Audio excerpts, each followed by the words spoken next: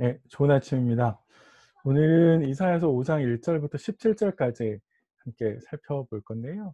이사야서 5장 전체는 문맥이 이렇게 흘러가고 있습니다. 첫 번째, 포도원의 노래가 있고, 그리고 나서 화를 선언하는 내용이 24절까지 이어져 있고요. 그래서 저희가 오늘 화 선언하는 것을 첫 번째와 두 번째까지 이렇게 끊어서 내용상 그렇게 좀 살펴보고, 그리고 마지막에 심판의 구체적인 방법을 하나님께서 이야기해 주시는데요. 요 본문의 논리적으로 어떻게 흘러가느냐라고 하면 이렇게 흘러갑니다. 포도원의 노래는 하나님께서 사실 기대와 애정 쏟은 것을 유다 백성들이 저버렸기 때문에 결국 포도원을 헐어버리겠다.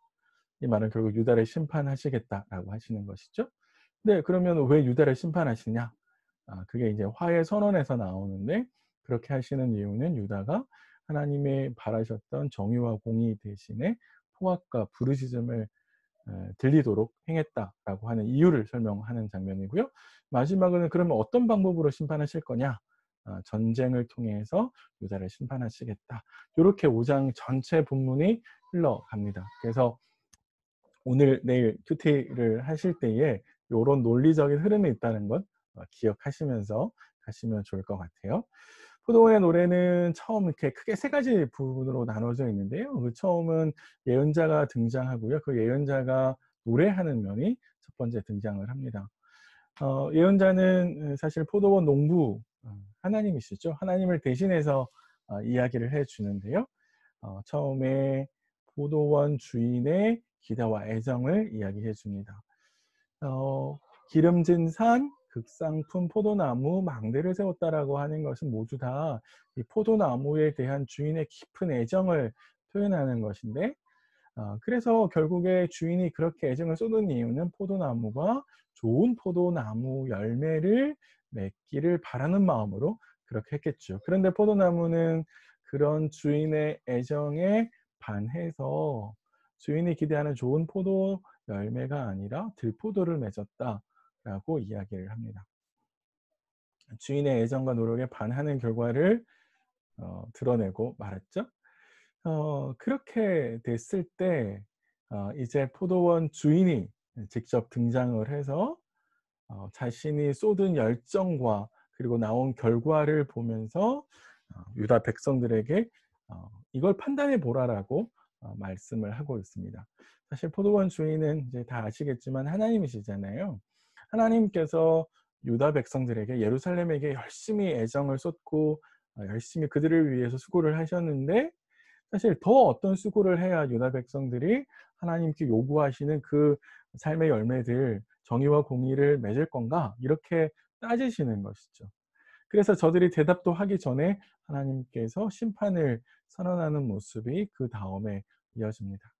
하나님께서 포도원을 향해서 포도를 위해서 울타리를 세우시고 담을 세웠지만 이제 그것을 허물어 버림으로써 더 이상 유다를 보호하지 않겠다라고 선언하시는 거고요. 그래서 외부에 들어오는 침입자들에게 맡겨 버리는 사실 심판인 것이죠.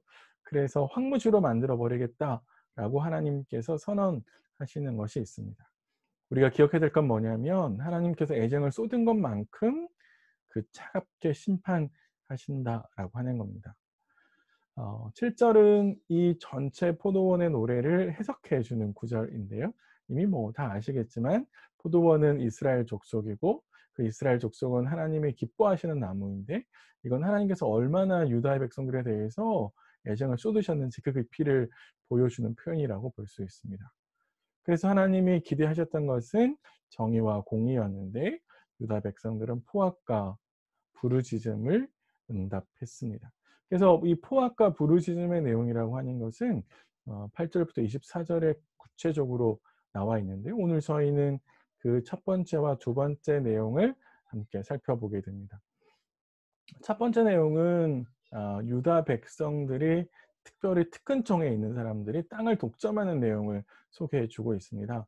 배경을 보면 주전 8세기 이후부터 유다 백성들 사이에서는 굉장히 계급적인 분화가 빠르게 일어났고, 계급적인 분화가 일어났을 때 특권층에 부가 집중되는 현상들이 발생을 합니다. 이거는 북이스라엘도 마찬가지인데요. 그래서 이들이 예루살렘의 수도 예루살렘에 살면서 지방에 있는 땅을 헐값에 사들여서 계속해서 땅과 집이 많아지는, 상대적으로 가난한 사람들은 더 살기 어려워지는, 그래서 부르짖을 수밖에 없는 그런 상황이 펼쳐지게 된 것이죠.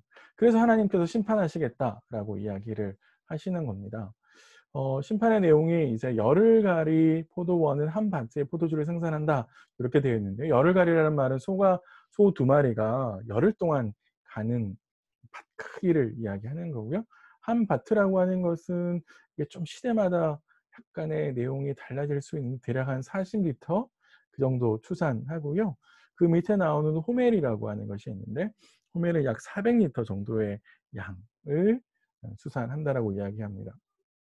에바는 어 이 호멜의 10분의 1 되는 양이라고 하는 거죠. 그러니까 이만큼의 종자를 뿌려도 생산이 잘 되지 않을 거다라고 하나님께서 심판하시는 걸 볼 수 있고요.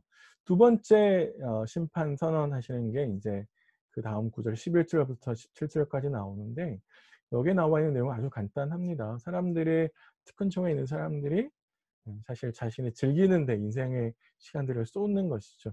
그래서 하나님께서 그의 손으로 하신 일에는 무관심한 전혀 관심을 두지 않는 그런 모습들에 대해서 하나님 고발하시고요. 그래서 또 심판하십니다.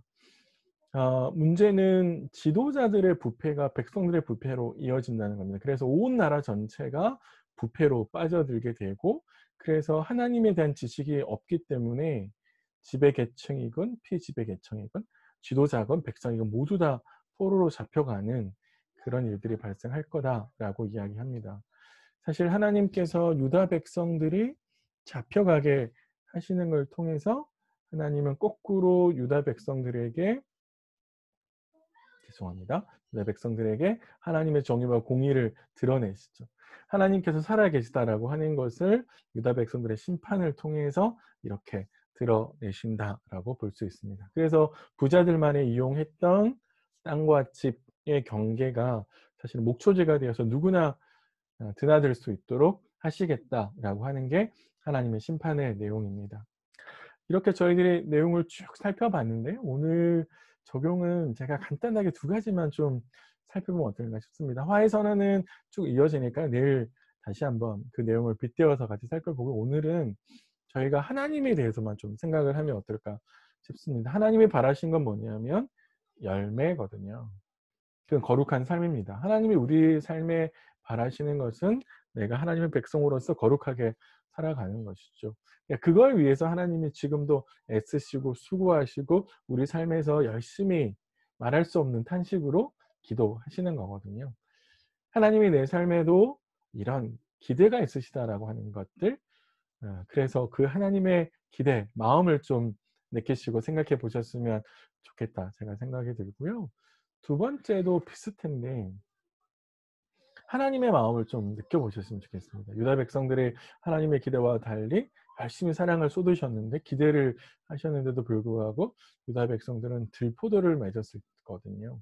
그때 하나님이 느끼셨을 아픔, 좌절, 실망, 이런 마음들, 아버지의 마음을 좀 생각해 보시면 어떨까라는 생각이 듭니다. 그래서 저희가 오늘 특별하게 무엇을 큐티를 구체적으로 적용하는 것도 중요한데, 사실 하나님의 마음을 느끼고 하나님이 우리를 향하신 그 깊은 기대감, 또 마음을 함께 좀 공유해 보는 것도 꽤 이제 우리가 이사야서를 묵상하면서 의미가 있을 것처럼 보입니다.